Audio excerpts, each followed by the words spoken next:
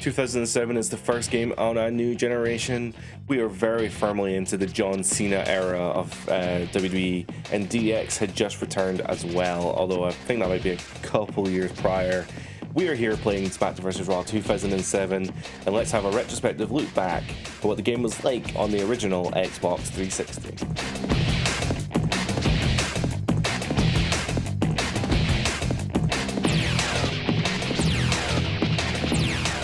So one of my favourite things about this menu is the fact that it plays the SmackDown and Raw intro on the right hand side there.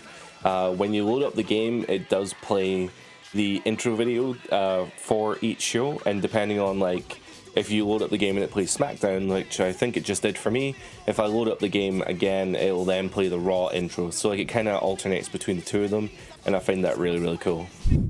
So this is the this is the bar brawl, not the parking lot brawl. This is the bar brawl in SmackDown vs. Raw 2007. This is actually the one I remember the most. I said in the previous one that I remember playing the bar brawl a lot. It was this one that I was remembering. I just misremembered. I did play the original bar brawl quite a lot, but this is the one that I was really into, you know. God, I can't remember the controls. Lord help us all. So you have you have a dartboard. I'm gonna have to try the dartboard. But yeah, this is a really big bar. It's like a Hall of Fame style bar, right? So you've got a big statue of Hulk Hogan up there. There's a bust of Ric Flair in the corner. There's a jukebox, bunch of merch, and there's a big neon sign as well. So I'm gonna see if I can actually put Ray into this neon sign. I don't know if I'm gonna be able to. Oh, I can. Okay. Oh, how do you Irish whip again? Oh, okay. Mysterio can't Irish whip me because I'm too heavy. Triple H at this point was looking a bit chunky, to be fair. Oh man, I can't remember how to Irish whip people. Okay, that's fine, but we can probably pull them into the dartboard, maybe? I think I'm gonna have to Google how to... So it turns out to Irish whip is R1 and A, so I'm just gonna have to get my ass back on my feet. There we are, and then we can do R1 and A. There we are. And that puts Ray through the jukebox. We can also do a strong Irish whip as well by holding the button there. That's pretty cool as well. So Ray's already red just by like throwing him into like one thing. That's insane. But there's lots of interactions here, lots and lots of them. So if we Irish whip him into the screen here and we put his head through the monitor, oh, it changes it to, I think that was Tori Wilson. What's really cool as well is if I can trigger this, I might not be able to. I have a finisher. In fact, I can store the finisher. If I store the finisher, I think I can actually use it on some of these environments, or environmental actions, I should say. Tell you what, if I grab him here, drag him, I might be able to Irish whip. Oh, you can Irish whip. Okay, cool. So I got some control there. Oh, I can't use my finisher, sadly. Oh, but I put him through the fucking monitor. That is hardcore. It doesn't even end the match either. That's insane. Now I've got two finishers. Oh, there we are. So if I do a finisher now, I only saw this recently for the first time, but what he does is he spears Ray into the monitor, or into the stand, I guess. Does a DDT on the ground, which you think will already take Ray out, and then the fucking Hulk Hogan statue comes down and elbow drops the person, and you've essentially just killed someone. Like straight up, I've just murdered Rey Mysterio. So that's a knockout. That's the end of the match. There's lots of other interactions though, so if you do get a chance to play 2007 and you want to see all the different interactions with the dartboard and the neon board, you should definitely do it because these matches are so much fun. So that was a bar brawl in 2007, the one I'm probably most familiar with. But let's have a look at some of the game modes that are available in this game. You'll notice there's a lot of crossover between 6 and 7 because obviously it's a yearly game. So looking at this year's game modes, you've got the same. You've got season mode, general manager, and pay-per-view mode. Having a quick look into pay-per-view mode, it looks very much the same as the previous year. You've got your sample pay-per-views there. You've got WrestleMania 22 that gives you more matches, which is good. It looks like it's almost the full card for the most part. Although here's like a really weird formatting thing. What determines whether people get their full name or not? Why does Big Show get his full name, but Chris Masters doesn't? Why does Mick Foley have his name abbreviated to Mick? Trish Stratus and Mickey James are just their first names. But Mark Henry has his full name. Why does Kurt Angle have his full name, but Orton and Mysterio don't? Why does John Cena not have his Like, is there a rhyme or reason to that? I don't know. This is just me being weird, I guess. Of course, you have the ability to also create a pay-per-view. You can set the commentators. You can set... Jesus Christ, look at Michael Cole. Whoa. You can set the number of matches up to a maximum of 8. You can set the shows to either be Raw, SmackDown, or both. You can set the arena to be anything that you want as long as you've unlocked it in season mode. And you can set the name as well. You have the returning season mode. I don't remember 2007 season mode that well. It's very possible that this is the Who Killed Teddy Long storyline and I just don't remember. Oh man, I really can't think about what the season mode is for 2007, but I would have played it a fair bit, and no doubt it will be on the channel. Don't worry, I will be playing through all the season modes every Sunday. If you haven't seen already, every single Sunday we're playing a new season mode. So we started with SmackDown 1, we're doing SmackDown 2, maybe we'll do Just Bring It, but we'll see where we go from there, right? So I feel like it weekly for that kind of thing might take a while. Some of the later season modes could be very long, so I might need to kind of tighten that one up a little bit, but we'll figure that out as we go along. And of course we have General Manager mode as well, so I seem to have a save here from General Manager mode. Let's load that one up. We're in the second week, so maybe I just did this as a test. I don't recognize this card, but maybe I did, I don't know. Again, it looks very similar to last year's General Manager modes. SmackDown did a much better show than Raw. You can do 2-player GM modes on the same controller as well, so you just use the triggers to change the shows.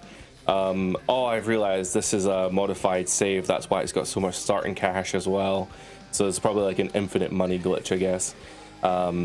Yeah, and yeah, it's very similar. You've still got your emails with your contacts. I think it's JR for Raw, SmackDown has Taz. You can still do the roster management. I think this year they do give you the option to hire storyline writers. So you can see there's a G Baker here, and that gets you access to 3 storylines. Let's look at someone we don't have. Corey Ledesma here. Corey Ledesma, I think he was one of the lead gameplay developers on this game. I remember seeing his name a lot in the press leading up to the game's release. But yeah, if we could buy him for a flat cost of 120,000, and we gain access to those 3 storylines: the Kidnapping, Returning Legend, and Battle of the Titans storyline. Unfortunately, oh no, you can see the details of them. Okay, I was going to say you can't see the details before you buy them, but turns out they thought about that. You can. So Kidnapping, it's a story between 2 male superstars and 1 diva in distress. Super weird, but wrestling is weird, so I'm guessing the idea is that the heel has kidnapped the diva and the male is trying to get her back or whatever. Returning Legend is a legend returns to the ring between 1 WWE legend and 1 superstar. So obviously your legends like The Rock and Stone Cold Hogan and all that, they're all listed as legends, so you can hire them in your GM mode and you can use the storyline to give them a bit of a ratings boost for their matches. Battle of the Titans, a one-on-one story that only involves superstars who are in the heavyweight or super heavyweight class. Okay, so the heavyweight class is actually quite nice because there's quite a lot of people in that. But yeah, there's quite a few here. There's Nakamura, there's M Spray, Jay Pearson. There's quite a few in there. SmackDown also have their own writers, I believe. I don't know if it's the same or not. But yeah, that plays into the Rivalry system. So when you go to Rivalries, last year was very much just continue running these matches and hoping not to burn out the audience and trying to keep the thumbs up system.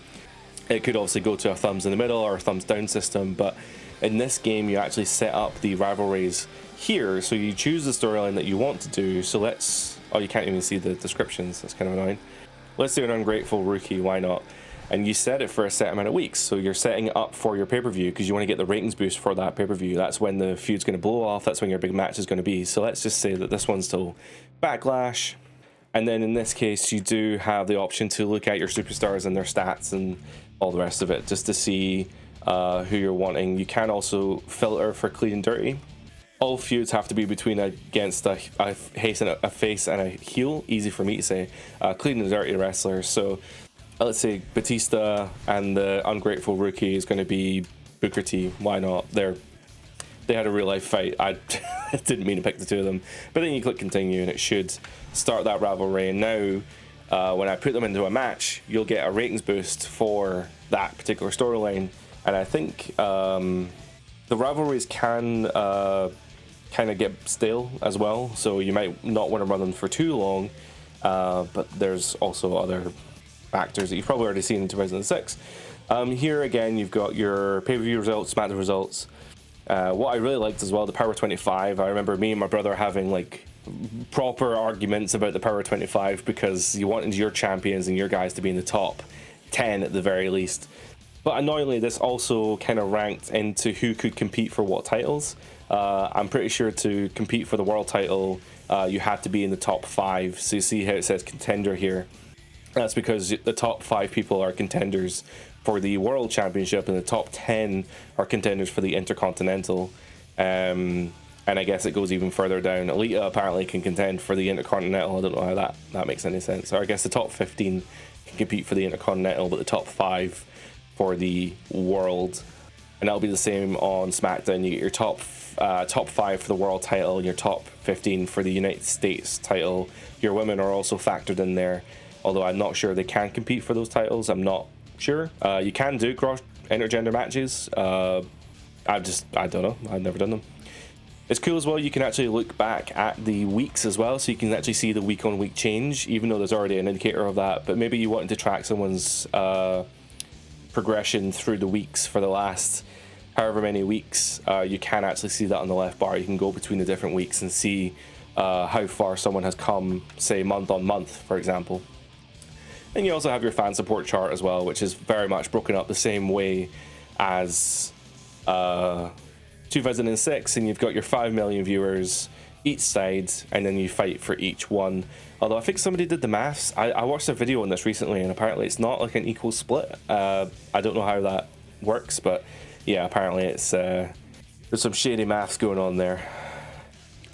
Going to the news tab, you'll see, ironically, this is actually great for like preservation of old WWE stuff, because I remember when the WWE website used to look like this.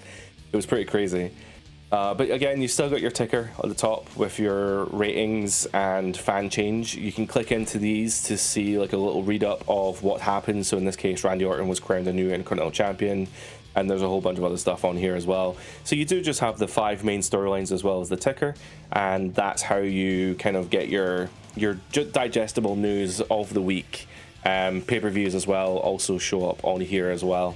Booking a match is very simple as well. It's very much the same as it was the previous year, although this year I think they've implemented heat and velocity. I don't remember if that was in last year's game, but it's in this one. You can use heat to build up the stats for certain wrestlers. So if you've got a created superstar who has like no stats, you can use heat and velocity to build them up and keep them active. These matches have no bearing on the ratings, but they do have a bearing on stamina, so you can get people injured if they are on heat too often. But if you click on the right bumper there, or the left bumper, sorry, you go to the show. The show being, again, 6 matches. You got your main event there and your 2 promo slots. I don't think they've added in anything here that it wasn't in the previous game.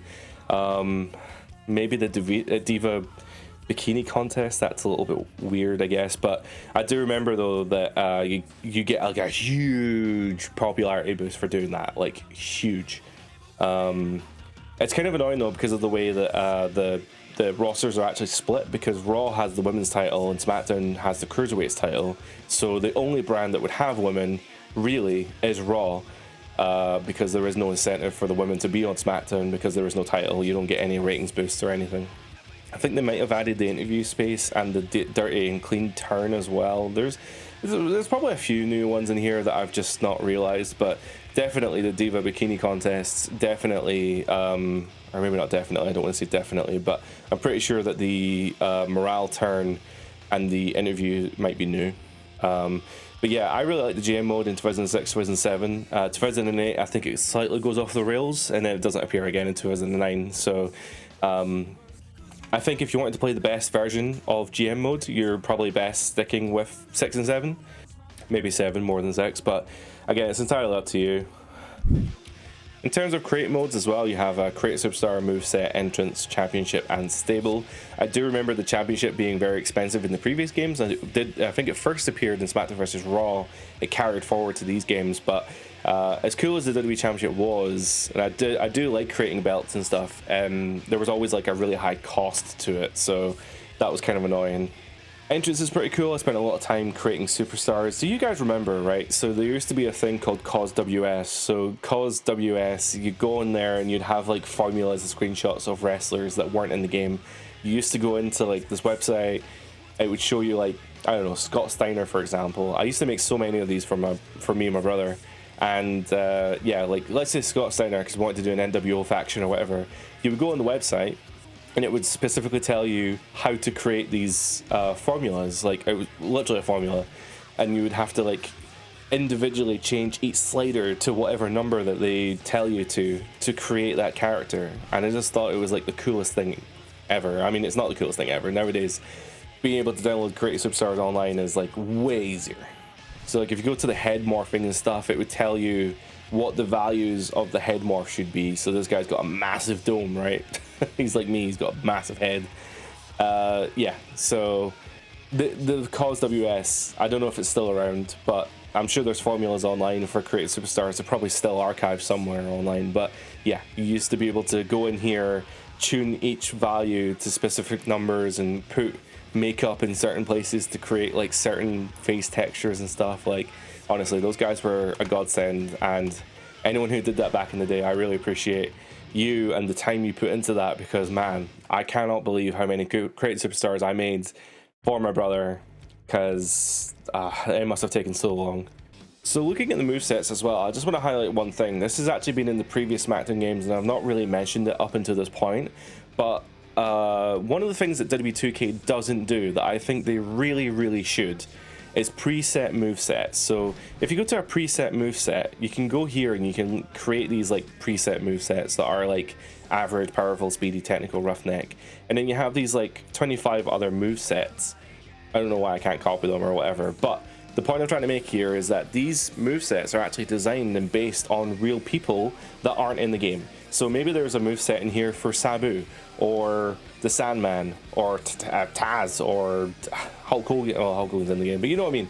There's like superstars who aren't in the game year on year, and they get their moveset created and put in here, but they're just called moveset 1. It's just there's no like rhyme or reason to it. Sometimes they have fake names, kind of like the entrance animations that are in the 2K games that are, you know, like Ricochet's entrance is still in the game even though he's in AEW, but they just call it something else now.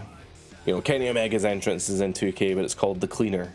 You know, things like that I think are really cool. And 2K has done pretty well adding entrance animations for people who aren't in the game. As mentioned, Kenny Omega probably never, you know, I don't want to say never, but he's probably never going to be in WWE. And they still went for the effort to create 2 entrance animations for him, and they put it in the game as Alpha Omega and The Cleaner. And it's cool that they're there so that people, when they create Kenny Omega in the game, they can use those entrance animations. The only downside here is that 2K don't support custom movesets. Of course, you can download movesets, right? You can download them online, doesn't really matter. But it'd be really cool, just as a starting base, if you could have these like preset move sets for superstars who aren't in the game. I just think it would just speed up the process. It'd just make it a little bit easier. Just fucking do it, 2K. Like, do it. I don't know, maybe with community creations there's less of a need for it, but I just think it was a really neat feature back in the day, having move sets for people who weren't in the game. And I don't know why they stopped doing it. Maybe there was some like legal reason, some logistical reason that I'm not aware of, but yeah, I really think they should do it. This game also brings back the locker room feature from the previous year, although this person's locker room is very bland. This is a game save I got online, so I have no idea like what it is, but you can customize your attributes. I don't have any created superstars, so it's not going to let me do that, but I've accidentally left the locker room. I'm going to go back in there now. But yeah, when you unlock statues, you can put them here. You can put, you know, you can put banners and posters on the wall. You can decorate the type of couch you've got, the type of table. You can look at the load screens here, and I think some superstar biographies. Here is your challenges. Again, 2K, please introduce the challenges back into the game. They were so cool. Let's look at some of these challenges here. You can actually do them directly from here as well. So Legend Killer, defeat Undertaker versus Randy Orton in a Hell in a Cell. Lashley at the Masterpiece, Lashley versus Chris Masters, Royal Rumble rematch, John Cena versus Edge. Man, there's quite a lot of them. 1,000 Worms, Last Man Standing between the Boogeyman and Booker T, The Cruiserweight Invitational, I remember this one. This one was really hard. 6-man battle royal with all the cruiserweights in the game, essentially. Return of the Fat Boys, Viscera versus Mark Henry in a first blood match. Man, I just love these challenges, man. And once you complete the Superstar, you unlock Legend, and then I guess this is like Hall of Fame or something. Maybe there's only a couple of them, but yeah, I just appreciated that they were there. It was something to do, and it gets you playing the game, right? What's in the PC menu? The calendar is season mode only. The magazine is also season mode only. So this is kind of an integration with the season mode here. But oh, so in the PC you can actually buy. Yeah, this is where you buy stuff. Okay, so you can buy your legends, but you can only unlock these guys by completing season modes. You gain money by doing the challenges, right? So you do the challenges, you get the money, you go here, you buy them. You'll need to complete season mode, obviously, to get the ability to unlock these characters and titles and costumes. Oh my god, Masked Kane. That's a rarity, man. More movesets become available. I'm guessing that those are maybe the custom movesets that I wasn't able to select. You get Diva loading screens, DX entrance animation, and then if you go to the locker room item shop, you can actually select all your different decorations that you may or may not want in your locker room. I really like the WWE logo neon sign. That's very cool as well. Going upstairs in the locker room will display the title cabinet. Again, if you earn the titles within season mode, you will then get them here on the shelf. I guess these ones are all here automatically, but man, the title definition is so much better on the 360. Like, comparing these titles to what were in the previous game, they were so. When I was looking at the previous belts, I noticed that the center plate was like high quality, but the side plates were blurry as hell because it was closed as part of the belt, like the texture for the belt. But here, like, you can actually see the light reflection and like the grooves and stuff. Like, it's really, really well done. Don't quote me as well, but this might be when they started adding the names on the nameplate for these belts as well. So when you do have a if you're holding a belt, you will have your name on the bottom of it, and that goes for Create Superstars as well, which is very, very cool. And here's the wall of fame, sorry. So this is where all your challenges go. So general manager, if I won general manager of the year, then this is where that award would go. You have your Money in the Bank trophy for winning that in season mode. Money in the Bank is the new game this year, or the new match this year. So yeah, you just have to complete that within the season mode. Is it season mode? Oh no, it's an exhibition on legend difficulty. It's a hard match to win. They are long matches. There was also an Xbox Live integration. This will be the first game really to feature like proper online mode as well, because the PS2 games did support an online mode. We already had a look at that in SmackDown vs Raw, but it was so like rudimentary. It was literally just like singles matches and brand panties matches or whatever. But this will be the first game to feature like Xbox Live, right? This is like proper online for the first time ever. I should mention as well, this game did not come out on PS3. It was Xbox 360 only. As you may know, the PS3 has development issues, always has, always will. The CPU that they decided to use for the console was just notoriously hard to develop for, to the point where Ukes were developing SmackDown vs Raw 2007 for the PS3, but just decided it was too hard to optimize. It was too hard to work out within the year, so they actually cancelled the PS3 version. They still released it on PS2, Wii, everything else, but the only next-gen version was SmackDown vs Raw 2007 for the Xbox 360. Just going to quickly run this entrance as well. We are going to do a Money in the Bank match, but I'm going to let the AI play it because I suck at these Money in the Bank matches and I don't have the time to be playing it right now because I do have to go. I have to go watch the Minecraft movie. That's going to date this video a fair bit. But anyway, I just wanted to play this entrance quickly just to showcase the new lighting system that's in this game.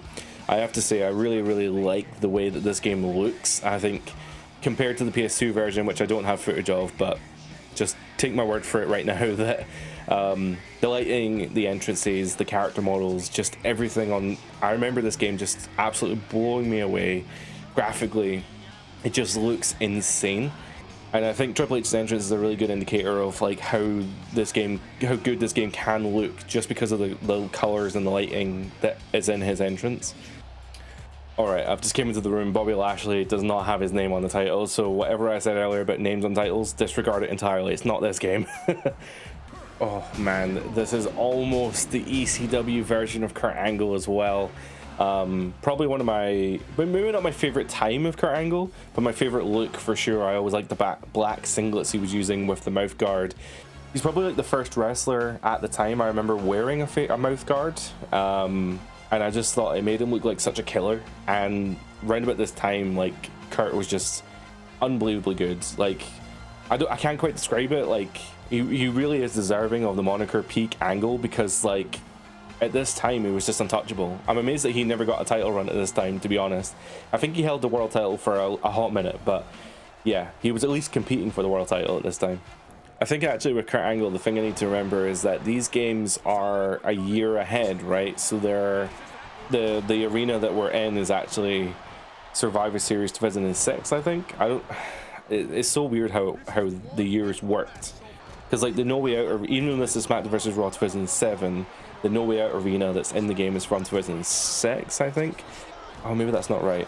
I don't know. Either way, I just remember Kurt Angle had an epic match with The Undertaker at No Way Out 2006 or 7, and I just feel like any match between 2006 and 7 with Kurt Angle in it, you can't really go wrong with. I think John Cena around about this time, in hindsight, is putting in some amazing work, but he like is like the main guy for the company, and he's probably not ready at this point, to the point where he's almost insufferable for a lot of this runtime. But to be fair though, if you go back to his main events in 06 and 07, they're all solid matches. I can't think of one in particular that was inherently bad. I think they were all perfectly fine. He did spend most of 2006 and 7 fighting Edge for the most part. I remember Edge cashes in Money in the Bank. I want to say in 2007, but I might have my years wrong. But yeah, that skyrockets Edge into the main event scene, to the point then when Edge and Cena are collecting title wins by sharing the belt literally every single month. It's the most like frustrating thing ever. So like, I really appreciate Cena becoming the 17th time world champion, right? But like, oh my god, I just remember at this time, like he probably had like 4 or 5 title reigns within a year, because him and Edge just kept sharing the title. Like, it was crazy. Because literally, was it not like SummerSlam was in Boston and Edge won, and then they went to Canada for Unforgiven, which was like a month or two later, and Cena won because Vince couldn't fathom somebody winning in their hometown, apparently. All right, 3 minutes into the match here, and we've got our first. Oh my god, Triple H going for a tope dive or whatever that was. Like, that's pretty awesome. But we have our first introduction of a ladder here. RVD climbing the ladder. Actually, Bobby Lashley grabbed the ladder first, but what I really like about this game is the briefcase mechanic is really easy. You just have to move the thumbsticks into the right position and hold it there. Think like Batman Arkham. I never thought I'd say that out loud. Yes, a WWE game like Batman Arkham. If you use the cryptographic sequencer in Batman Arkham, I've literally just played the game, by the way. Like, on my Steam Deck, this is what I've been playing in my spare time. But yeah, he's got this little device that blows up little locked panels and stuff, and it's the same mechanic where you have to put the thumbstick in the right place and just hold it. Also giving you the opportunity to continue grabbing the briefcase once the ladder's been knocked over as well, which I think is really, really cool, and is not something that actually came back into the game until quite recently. Literally like like WWE 2K25. Like, I don't know, they took it out years ago. I don't remember when, sometime around the the late SmackDown vs Raws. Oh, we got a big bump here. Oh, double ladder bump, knocking ladder over into RVD. We got a triple ladder bump there. That was pretty awesome. But these matches are pretty hectic. You get to the point where everyone has like red limb damage. These ladders are going to continuously knock people out of place. But Kurt might be in a good. Oh, never mind. If you have a finisher, you can actually like instantly take someone off of the ladder. I'm surprised that Lashley's not doing it here, or maybe he needs to get Kurt knocked off a little bit. Oh, he is. Oh, and he pushed. Oh, he went for a dive though. Ray, you can see there. Oh, never mind. Oh my god, we got double finishers. Suplex to the outside. Rey Mysterio potentially life-ending or career-ending injury there. Bobby Lashley though not close enough to the briefcase. Kurt will be though. But yeah, RVD was on the bottom of the ladder, and he used that finisher to shoot right up and do that finisher on Ray, although he's already back in the ring here. Triple H also got a finisher. You could take RVD out. He's not gonna. And you see there that as the two fight here, oh, we're getting a repeat. Oh, and the ladder got knocked over just before RVD was able to hit that suplex. Although that does actually take RVD's finisher as well. So that's something to bear in mind, that when you're playing this match, you can actually lose your finisher. Although you're going to gain it back so quickly, because momentum gain in this game is so fast. So fast. But with everyone's limb damage being red, they're going to climb the ladders pretty slowly, but they're also going to... oh no. Triple H running up the ladder and taking Bobby Lashley out. This game's insane. I think that was added in for this game. I don't remember it being in the previous game. I mean, this is the first game to feature Money in the Bank, so... Bear in mind that when this game came out, there was only one or two Money in the Bank matches, right? WrestleMania 21, 22. So it was still relatively new. They only missed it by a year. And the ideas of, you know, nowadays we're so spoiled with ladder bumps and the fact that you can create like a ladder bridge and do all this crazy shit, because, you know, back then that was just not really a thing. I mean, absolutely, there were people doing crazy stuff with ladders, no doubt. As you saw there, that bump there with the ladder being leaned against another ladder and running up it, that was done by Shelton Benjamin. Like, that was a ladder bump for sure. But like, that's probably the extent of those bumps back then. But nowadays you got people going through ladders left, right, and center, ladders propped against corners, tables, and, you know, all kinds of stuff. What's really cool as well is you get different grip styles as well. So like, if you reach with one arm, you'll only take the meter down so much, but if you grab with two, then you'll do more damage to the meter. If I had the stamina system on as well, you would only be able to take the briefcase down for a certain amount of time before having to restore your stamina as well. That's a whole other mechanic that's in the game, but I don't really like the stamina mechanic in this game, so I honestly just turn it off. Not a big fan of it whatsoever. Oh, Lashley going for a spear through the ladder. Is he gonna... Oh, do you know, he did actually push the ladder out of the way, but I think Cena could still reach it. So this game also features weight mechanics. So Rey Mysterio in there is quite interesting, because you probably won't have seen it yet, but if Rey was to hit like a major move onto like Bobby Lashley, for example, who's a super heavyweight, he wouldn't be able to hit them. Same with like the Irish Whip. You kind of saw it earlier with Triple H. Rey wasn't able to Irish Whip Triple H because he is a heavyweight and Rey is a cruiserweight. So the AI has gotten really goofy, right? So I don't know if it's ever gonna... I don't know if it's gonna be able to break out of this sequence, but people keep climbing this ladder and everyone's circling around it, and then they jump down, and yeah. But when the ladder is propped up like that, they're not going to be able to knock it over with like a big bump. So it could just be that the AI is now broken and there's nothing we can do about it. I'm going to let it run for a few more minutes to see if they can get out of this vicious cycle. It's possible that they will be able to, but they don't really know what to do right now. So, oh no, RVD's on the edge. He's going to fall out the ring if he jumps off of that. He fell out the ring. Nice. Triple H might actually run up though. If Triple H runs up the ladder, he's going to fall out of the ring. Okay. We're good. We're just going to be stupid. That's fine. See if Bobby steps off the ladder. I think he might. Oh no, he's not. He's going to fall. I thought he was going to fall out the ring. Cena definitely will fall out the ring now though. Oh my god, Triple H was able to fix the ladder, so we're back in business. I was literally thinking of ending the match there as well. One good thing I like about the current WWE games is that when you're watching these AI matches, you can actually put yourself into the match. Oh my god, Kurt just got flung off the ring there as well.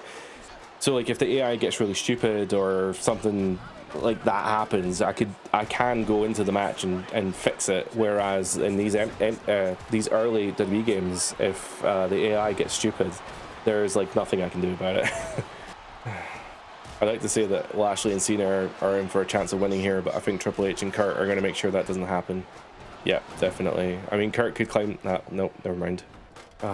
So this is one of the annoying glitches about this first implementation of the Money in the Bank match, is that they constantly try and prop the ladder up, which pushes the other ladder out of the way. And it's really frustrating because it means that like they'll never... Well, they're not never, but you never say never, right? But they will constantly keep pushing each other out of the way of the briefcase. I thought Triple H had a good shot there, but it doesn't anymore because Lashley moved the ladder. Although he probably could reach it, to be fair. The game is a little bit OCD about how you reach the briefcase. God, it's so hard for me to talk today. Yeah, the game's a little OCD about how you reach the briefcase, but to be honest, Kurt, if he just wait, Kurt. Oh, it was going to swing over to him. He would have had the time, but nah, he just flung himself off the ladder into an ankle lock from Lashley, which, to be honest, might actually be a stolen finisher right there. So he's seen us climbing now, but I don't think he's close enough. He's definitely not anymore. He was potentially close enough. Lashley has like the perfect ladder placement, but I've got a funny feeling Triple H is going to stop him. And if he's not going to stop him, RVD and Cena are. Ray could reach it, but he's not anymore. He's too far away. I did say earlier that Money in the Bank matches can go very long, and we're kind of seeing it here. People just being thrown off ladders, constantly having this problem. Lashley was like perfectly in position as well. See, what I used to do in these matches, and it sounds really silly, right? But I used to actually go into these matches as a player, take one of the ladders all the way up to the stage, like take it all the way up to the stage, and it meant that basically one person was always outside the ring trying to get the other ladder, but it also meant that the whole match revolved around one ladder, which made it flow so much better. And it meant that they weren't constantly trying to push each other out the way with these ladders. Oh my god, Ray. Oh, Ray's got a great opportunity here. Oh my god, he's done it. I think Ray's done it. Ray has unhooked the Money in the Bank briefcase. He is officially the first ever Money in the Bank, let's say, because this is the first ever Money in the Bank, and he won it. So let's just say he's Money in the Bank. He can cash in his title match in 2008, if I remember. I'll probably forget, I'll be honest. Well, Rey Mysterio this year won the Royal Rumble in tribute to Eddie Guerrero, hence why he's got the two black wristbands on there with Eddie Guerrero's name on them, or initials anyway. Well, let's just say that he's won this Money in the Bank match as a tribute to the fallen Guerrero, Dom's real dad. So yeah, that's going to be it for SmackDown vs. Raw 2007. Let me know your memories of 2007. I definitely remember playing the GM mode a lot with my brother, creating so many like characters from online formulas in the creation suite and applying those custom movesets. Was very, very cool. The Money in the Bank match, I think, is a great inclusion this year. It actually, for it being like the only match really added, I think it's a great inclusion, except for the AI being stupid as hell and making it go way longer than it needs to go. And I don't remember much from the season mode, unfortunately, but we're gonna have to play it to find out exactly how I feel about that. So that's gonna be us for today. Thank you so much for watching. If you did enjoy this video, please consider liking, subscribing, and all that boring stuff. But there is also a playlist of other retrospectives that I've done for all the other SmackDown games leading up to this point. The next one will be SmackDown vs. Raw 2008. That's going to be us for today. Thank you so much for watching. Hope you have a great day, and bye for now.